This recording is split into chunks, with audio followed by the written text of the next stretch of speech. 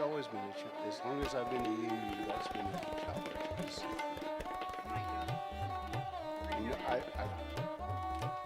I think why the Christian church always those loud, heavy, strong bells is, say, get your ass in here. Yeah.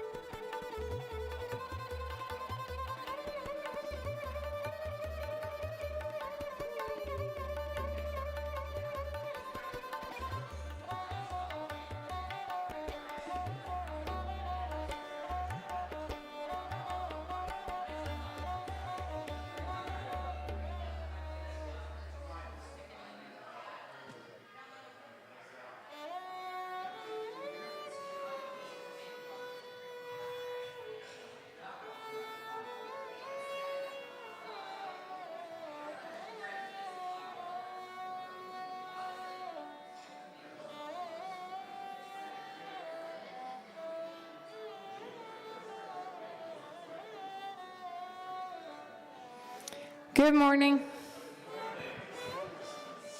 Everybody's coming in. Welcome, welcome. My name is Reverend Kiya. My pronouns are she, they. I'm super happy that you are here with the welcome to the Unitarian Universalist Church of the Brazos Valley. It is a super good day. And we are going to start out with a prelude where I'm going to teach you a song, and some of you already know it. And it has hand motion, so all the kids will help you. But it's called Keep Your Heart Wide Open.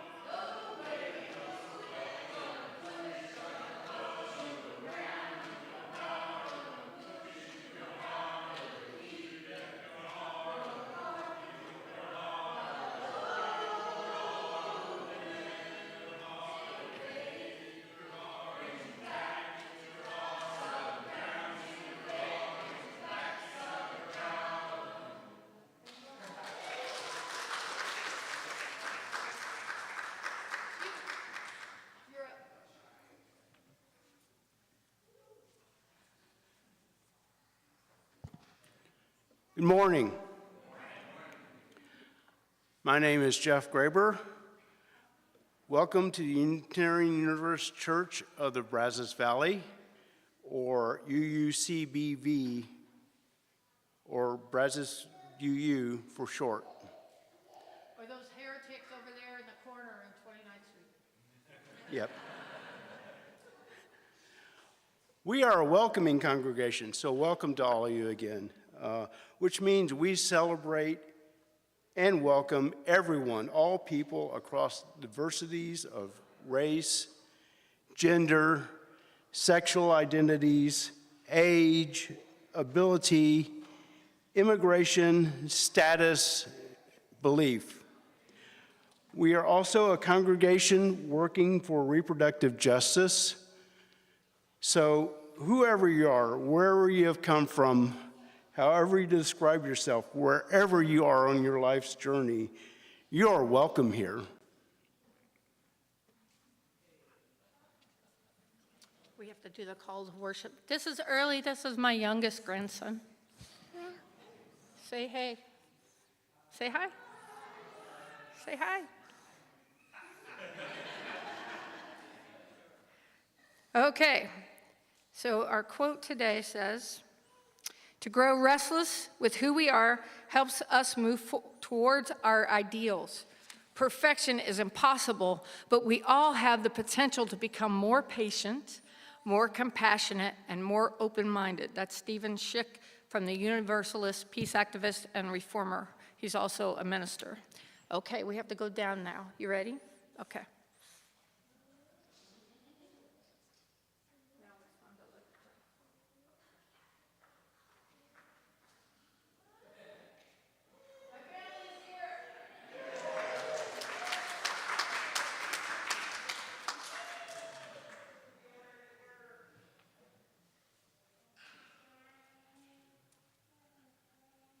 Okay, we're so lucky today because Sage is going to come and light our chalice. Please say the chalice lighting words with me.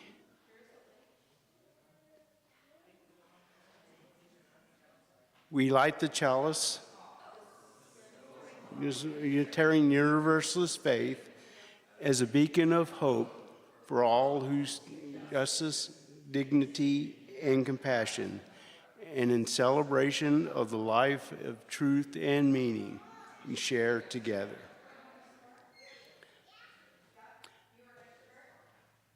Now, please join me in saying our affirmation. Love is the spirit of this church, and service is its gift. This is our great covenant to dwell together in peace, to seek the truth in love, and to help one another.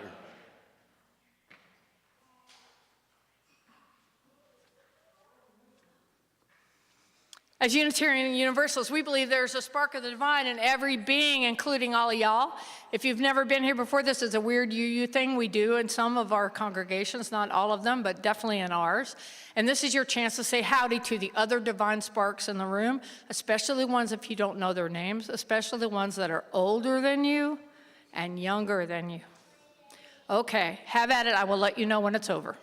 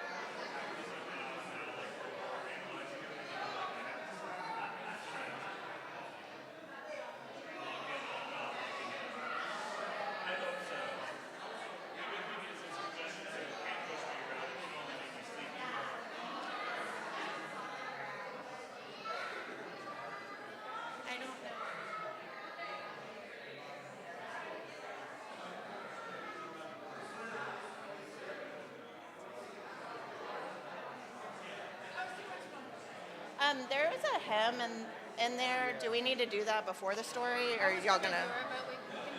No, I don't care. Do you want to do it now? Sure. I was just thinking another. No, it's okay. I love it. I gotta hit the. You don't want to be standing next to this.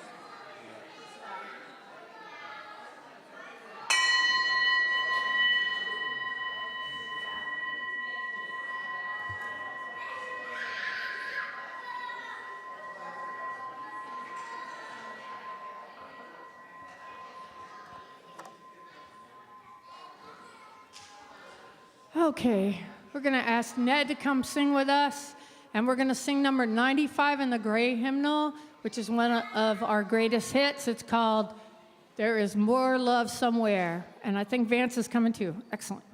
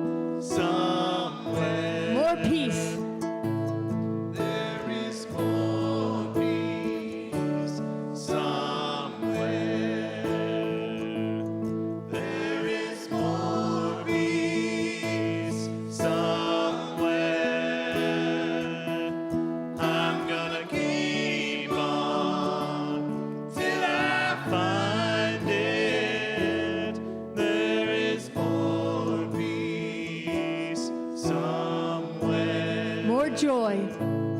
There is more joy somewhere. There is more joy somewhere.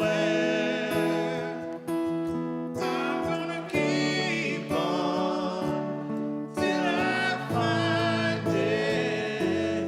There is more joy somewhere. One last chance to sing More Love. There. Is more love somewhere.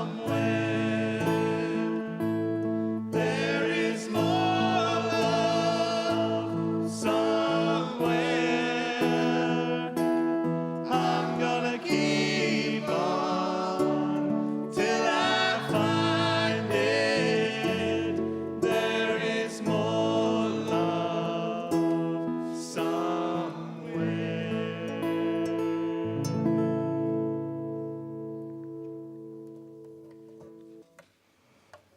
You, Andrew, Ned, Vance. And Kiya. Good morning.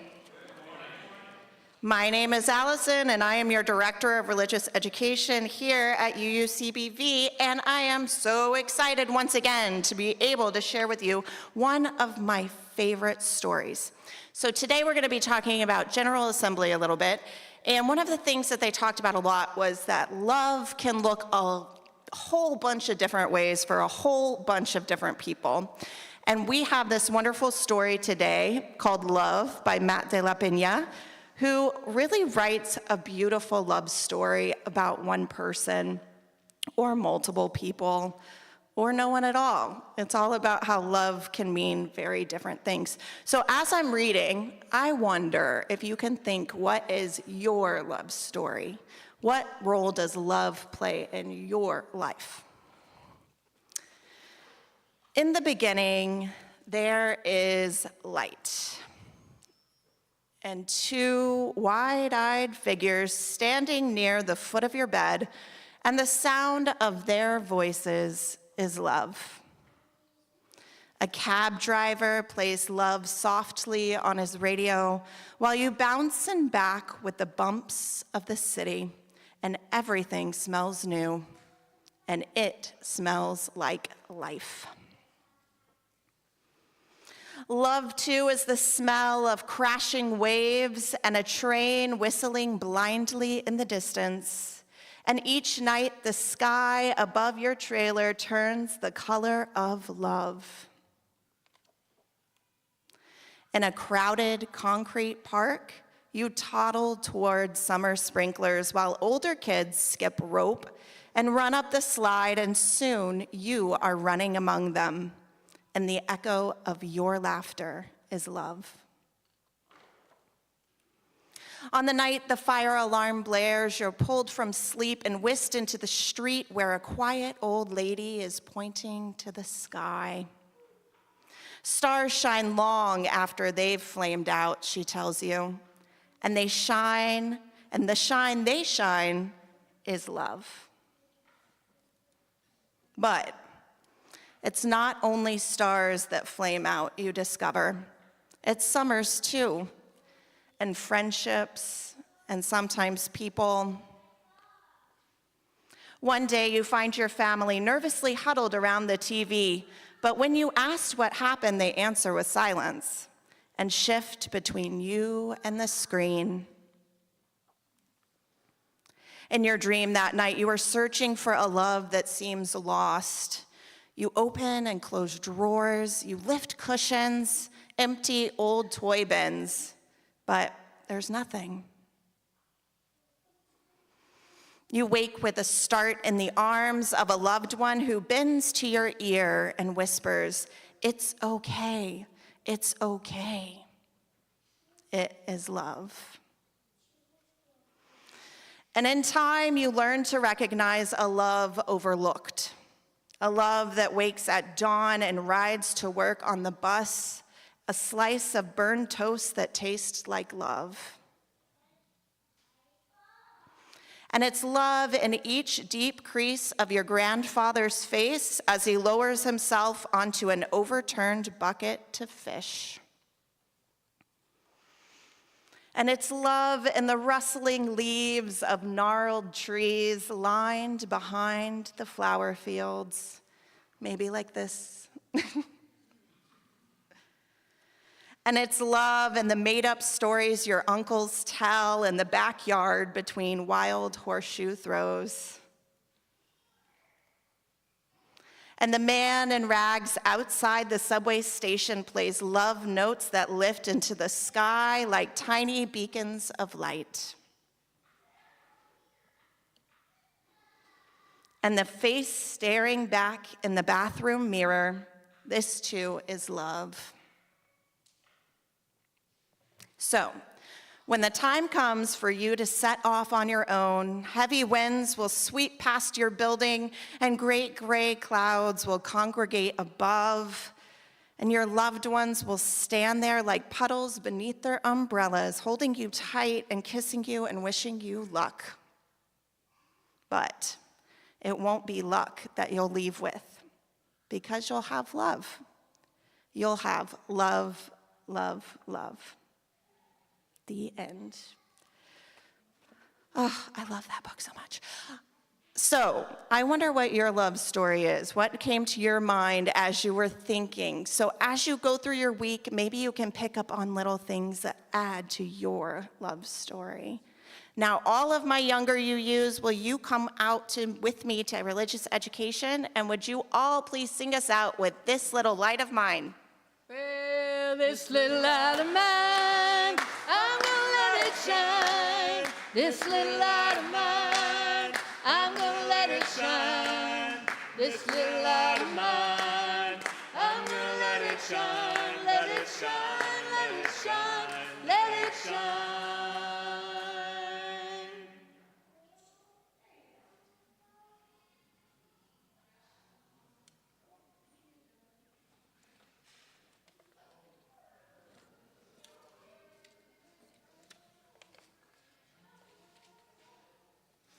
Thank you for coming today.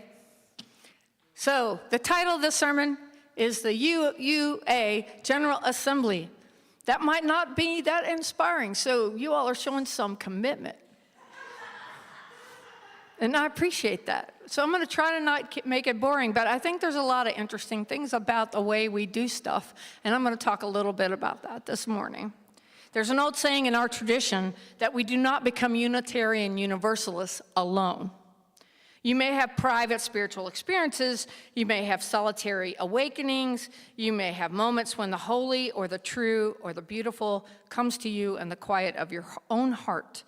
But this faith has never been only solitary.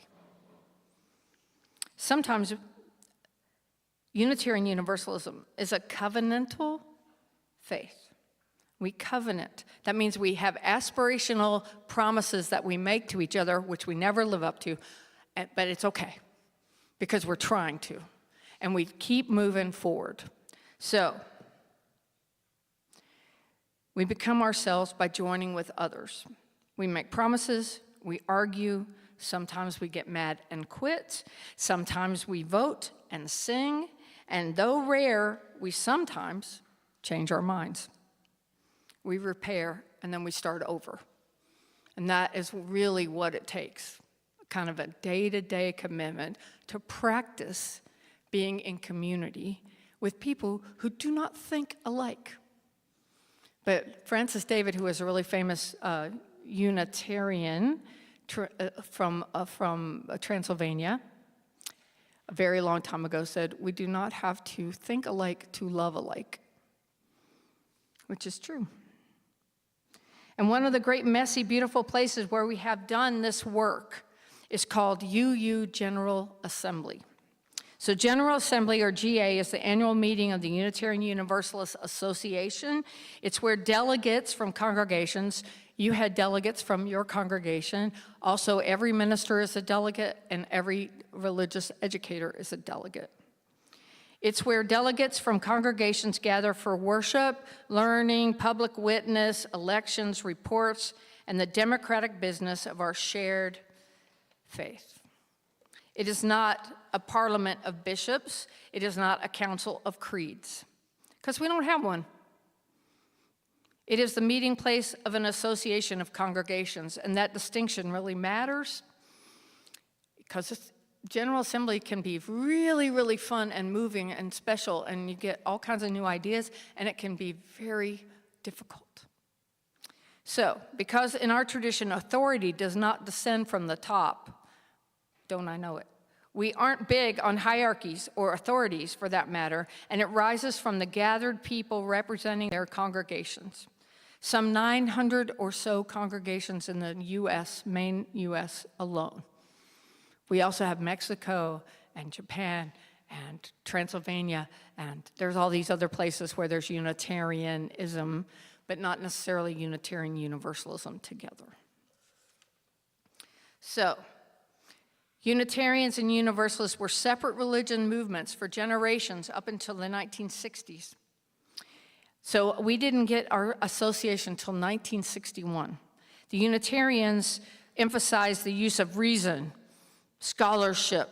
They usually come from money. They're very educated people, freedom of conscience, and a non-Trinitarian understanding of God. Where the Universalists proclaimed a radical hope that divine love was larger than hell, larger than punishment, larger than the fences human beings build around salvation. So basically, we're in no hell, not sure about the Trinity. Maybe there's at least one God, maybe there's more. Maybe there's none. They were not identical traditions. They had different histories and different cultures. They had different class identities. So Unitarians used to be the man, mostly in New England. They came from money. They went to Harvard. You get my drift? Where Universalists were more self-employed, there were a lot of people in the whaling industry. There were a lot of mixed marriages. They were the first ones to ordain women. They were much more liberal in their association. A lot of Baptists actually started Universalist churches. So it's interesting that way too. So the Universalists often carried a gospel of abundant grace. which probably doesn't mean that much. How many people feel like they know what grace means? Good, you can explain it to me. God's love will not let the world go. Stubborn optimism about how God is kind and Jesus is an excellent role model of humanity, that is universalism. The Unitarians often carried a gospel of religious freedom, no creed should bind the conscience, and a stubborn belief that reason and science were not in opposition to our faith. That is still true. But over time, both movements found themselves drawn forward to similar commitments to freedom, questioning reason, dignity, education, reform, and a moral responsibility to shape society. We're making the world we want to live in here, out loud, in our day-to-day lives and activities. By the 20th century, both traditions were asking hard questions about survival and mission and identity. What's done to a free faith in an age of institutions? What does a covenantal tradition do in a culture of individualism? How do we make a community out of rugged individuals? I don't know. We're trying. What does a liberal religion offer when the world is changing faster than the churches can adapt? How can we build a congregation without forcing people to accept a certain creed? My colleague, Reverend Joanna Crawford, tells a joke that goes something like this.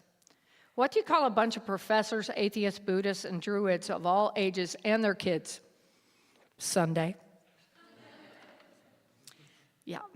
And so after years of conversation, the American Unitarian Association and the Universalist Church of America consolidated in 1961 to form the Unitarian Universalist Association. And the organizing meeting took place in Boston in May of 1961. And from the beginning, General Assembly became the place where the common future would be debated. I mean, debated. Blessed, challenged, and revised, constantly revised, because we are a living tradition. So read the bylaws, and we're going to change them. In fact, it's in the bylaws to change them every 20 years. So we just changed them in 2024. And that we're still having the reverberations of that. And I'm sure there's people that have different opinions in this room. But like the United States, we are an idea, an aspiration, that we are constantly evolving and changing and refining to incorporate more people, to include more people in the word free. We, the people, needs to be a bigger we all the time. Even when they do it wrong and go backwards, we're still moving forward. The arc of the universe bends toward justice. And yes, there is business. There are budgets. There are bylaws, there are amendments, there are elections, there are procedural microphones and time limits, and people asking whether the motion is in order. If you have never seen religious people debate bylaws with spiritual intensity, you have missed one of the great spectacles of our faith. But GA is not just business, it's also worship. A lot of times, most of the smaller UUs, most of us are in fellowships, and they're very small. Maybe a third of what we are, maybe what we were when I first got here 5 years ago. Okay, that's what most of the churches are. And they don't get to hang out with 2,000, 3,000 UUs and have worship, or hear a big band play their music. And so a lot of GA is a celebration of being together. And we have a parade of banners. Maggie made that beautiful banner for us. I got to take that to Baltimore. It was very exciting.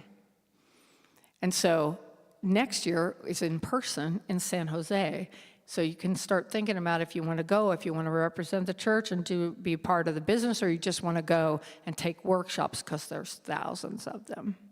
There's also a lot of get on the street and protest kind of things. There's lots of music. It's pretty fun. So, but now we do it every other year. So this year was an online one. I can tell you what we decided this year, because hardly any of us went, but there were some of us online. Allison and I were both online. I think Kat was online a little bit. Some of the other people. Anybody else watch online? Anybody watch the Ware lecture here with us on last Saturday? Excellent. The Ware lecture is something that they do every time. It's so good. Martin Luther King Jr., Kurt Vonnegut, we've had all kinds of really famous people who we want to hear them speak. And this year we had Bishop Booty, who took on Trump at the National Cathedral when he first got elected. Do you remember that? Yeah, she talked to us this year. In UU circles, we talk about congregational polity. Now, what the heck is that, Kiya? It just means we make decisions from the ground up. That means our congregation decides how we do things. And if we do it well, and hopefully we do, it will influence other people because all the ministers and all the DREs are talking to each other all the time. And then we have regional gatherings. So we are very lucky today in that we have guests from First Austin, including my friend Catherine Grovier, who's a world-class pianist who's going to play for us. Very exciting. And that means GA is not separate from congregational life. It's an extension of it. The delegates carry stories. They carry the hopes and wounds of our local communities. You don't like how something's being done in the big world? We go tell them about it. That's the beauty of this. We're not that big. We're bigger than the Quakers. Does that make you feel better? Yeah. We're bigger than some people, but we're not that big. They carry questions from churches in small towns and big cities, from fellowships and historic congregations, from youth and elders. The youth caucus always is protesting something, which is beautiful. They're making their voice heard, and they do influence, and they grow up and change Unitarian Universalism.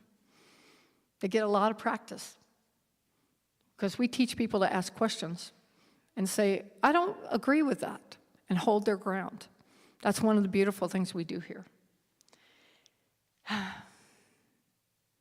So there's the Banner Association, there's the Ware Lecture. I told you some of the people.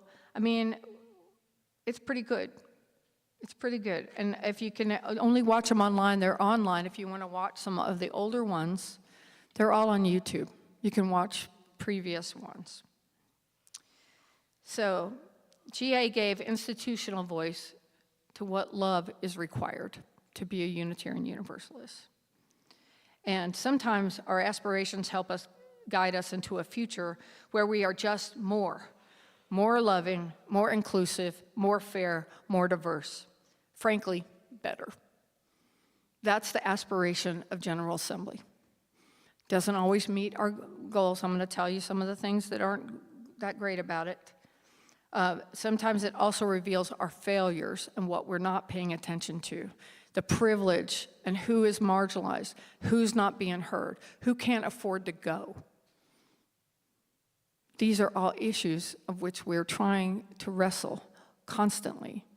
And it's important that we do wrestle with them because it has shown how difficult democracy can be when people carry different experiences of power. It has shown how easily liberal religion can confuse good intentions with justice. It has shown the Assembly, especially when they were arguing about Article 2. Have you heard this about Article 2? You know how we have 7 principles, or we had 7 principles? And now we have JETPIG. Have you met JETPIG? Okay, JETPIG stands for justice, equity,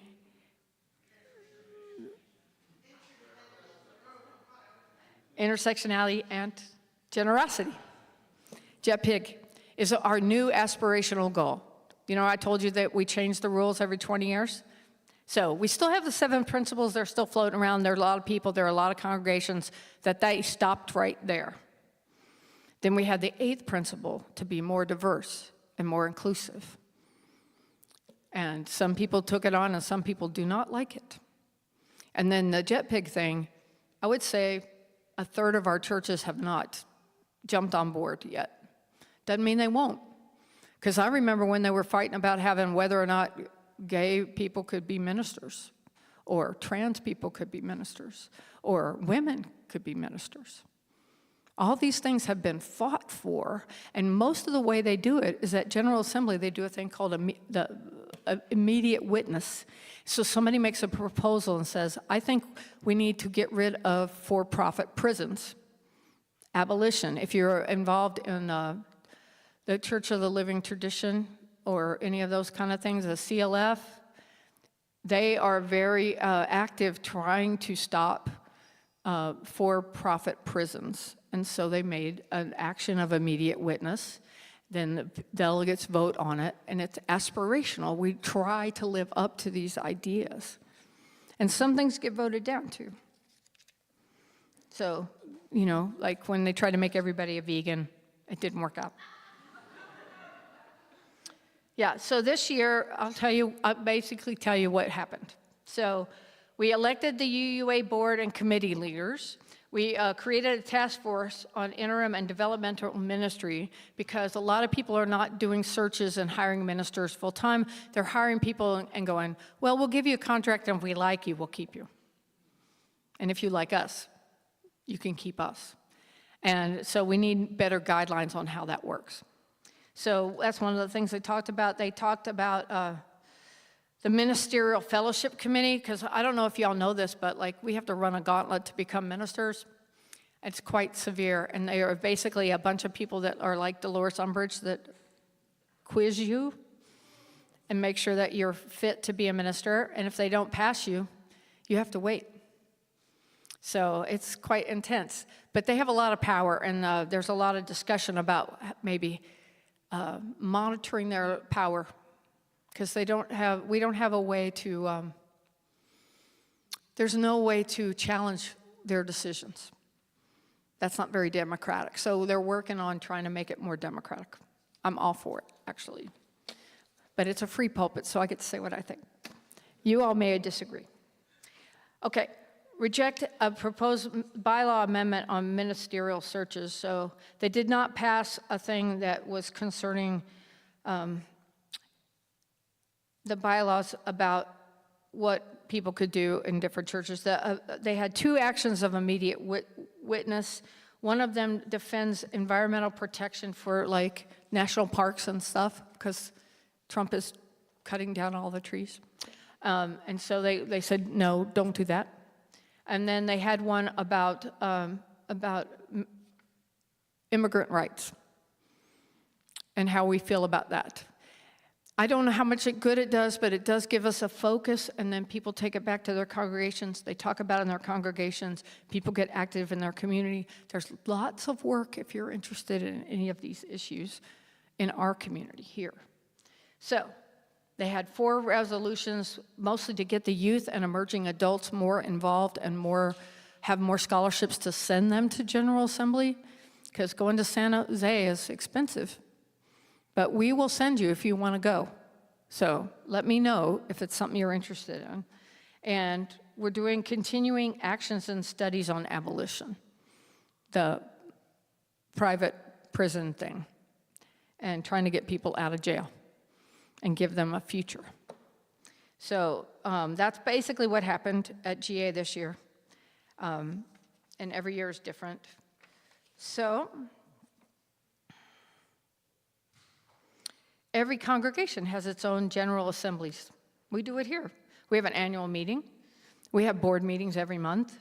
You can come to any of those board meetings unless they're talking about something sensitive and they might close the meeting. But basically, you can go to all of them. They're always advertised on the eCast. You are welcome to attend. Every budget conversation, every covenant group, every conflict over music or mask or mission or money, every time we ask, what are we called to do now? That's polity.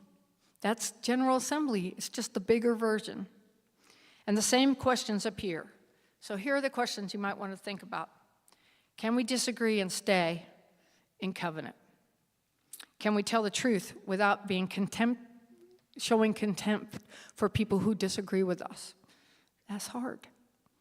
That's church. That's it, right there. Can we be deeply welcoming and not turn it into a private club?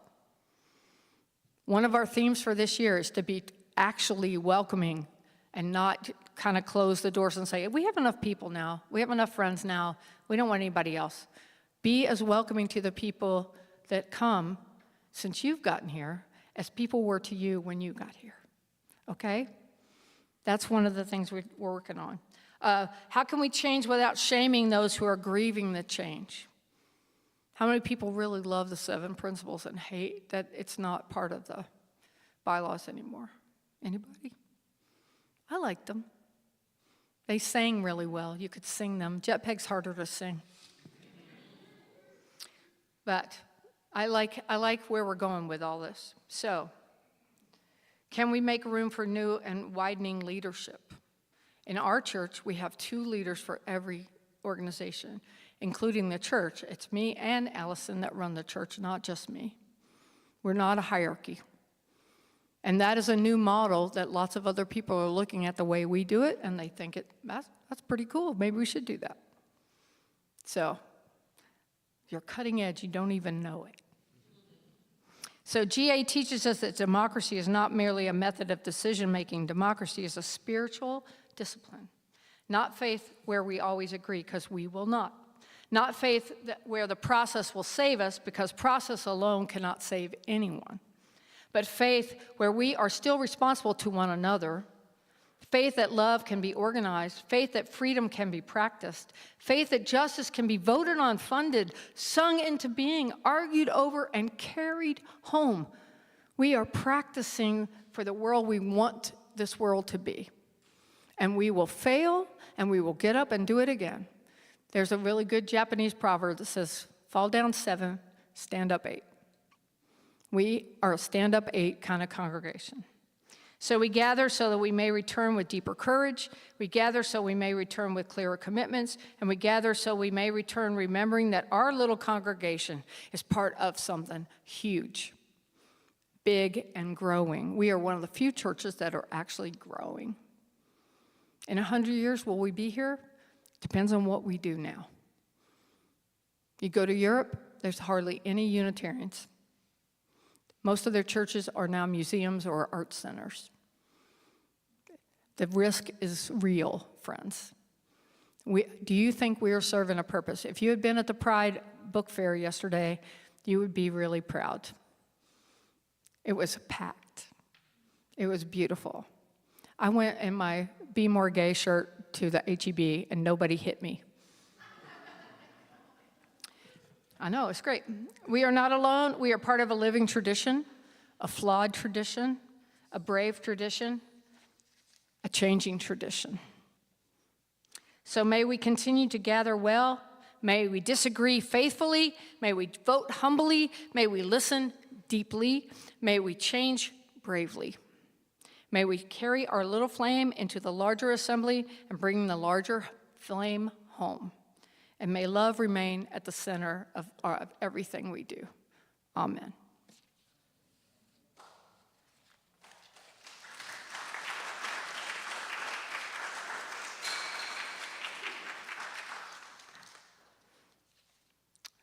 Okay.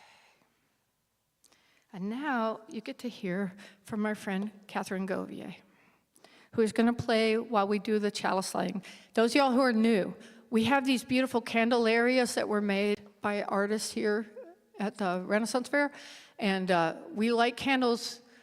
You are able to pray if you are a praying person. You can sit in the silence. You can just listen to your mind and think about all the things you have to do this afternoon. You can just listen to the beautiful music. Yeah.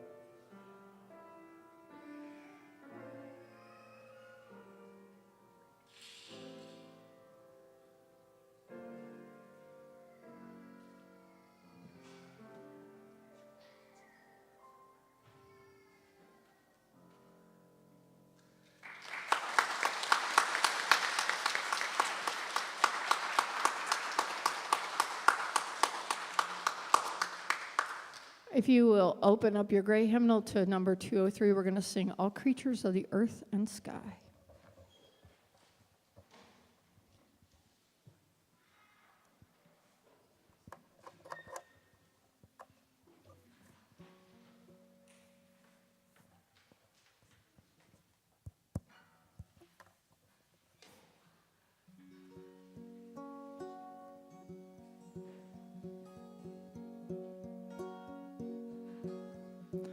All creatures of the earth and sky, come, kindred, lift your voices high.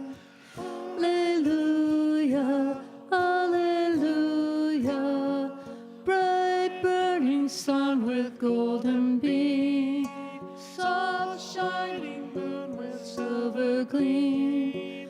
Alleluia, alleluia. Alleluia, alleluia, alleluia. Swift rushing winds so wild and strong, white clouds that sail with heaven along. Alleluia, alleluia. Fair rising morning, praise, rejoice. High stars of evening find a voice. Alleluia, alleluia, alleluia, alleluia, alleluia. Cool flowing water, pure and clear, make music for all life to hear. Alleluia, alleluia. Flame of fire, strong and bright, bless us with your warmth and light. Alleluia, alleluia, alleluia, alleluia.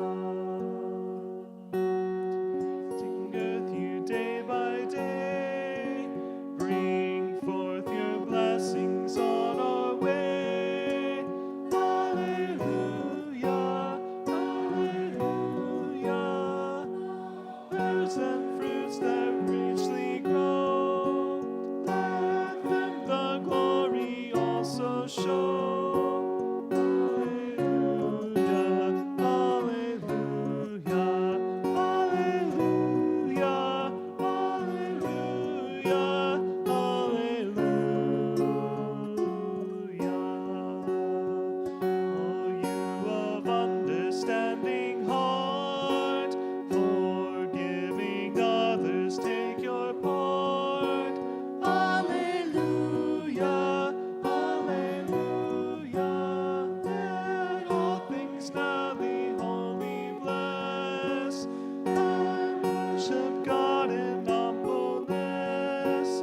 Alleluia, alleluia, alleluia, alleluia,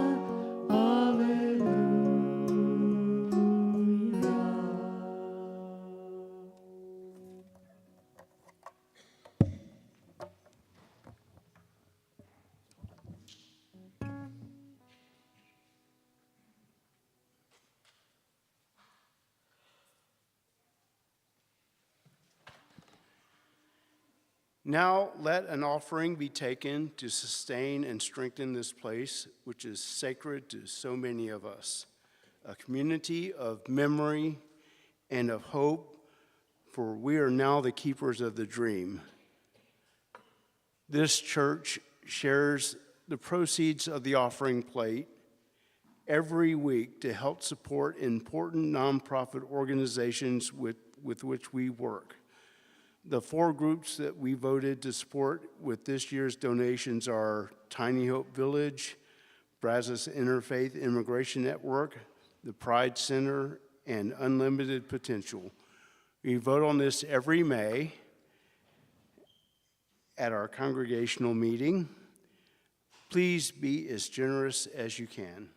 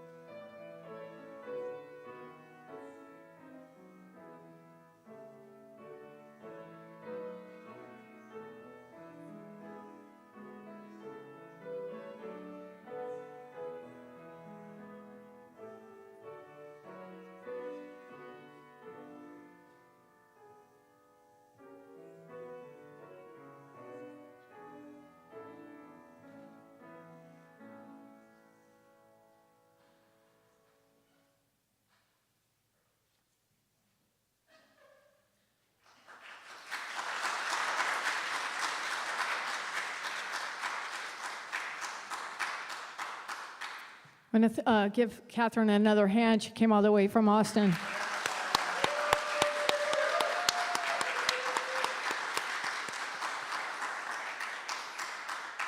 And we give thanks for these gifts that you have given, for those we receive, and for each other. May your generosity return to you tenfold. And now, announcements, a few. There's book club, The Jungle Book by Rudyard Kipling. The discussion is on July 12th. Please get your suggestions to Reverend Kiya this week at reverendkiya@brazosuu.org. There's sign up for a field trip to Meow Wolf in Houston. It's this Wednesday. We will be renting a van for the trip. And there will be a sign-up sheet put up if it's not already. If you can't afford to come, just talk to me. You're going. Okay? Let me know. I'll put a sign-up sheet out, and we'll see how many people. If we need to rent a van, I will. Okay. A week from today, on July 5th, we'll have the annual reading of the Declaration of Independence here in the sanctuary about 12 o'clock.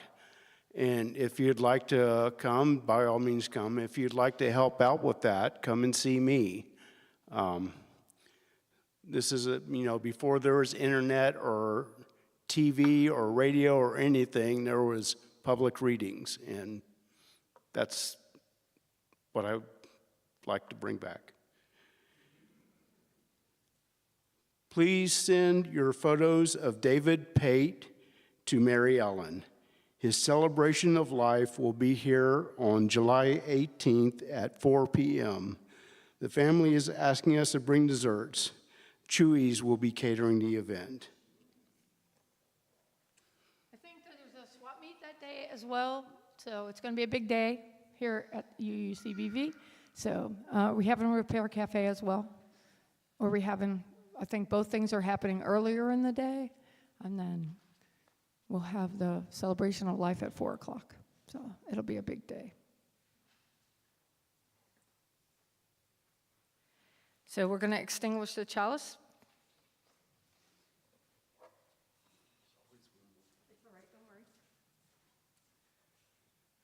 Now please join me in extinguishing the chalice. We extinguish this flame, but not the light of truth, the warmth of community, or the fire of commitment. Each we carry in our hearts until we are together again. Please sing the benediction with me if you choose to. Remember the way of the wind and breathe and blow. Remember the way of the fire and sparkle and glitter and glow. Remember the way of the water and ebb and flow. Remember the way of the earth and grow. Go in peace.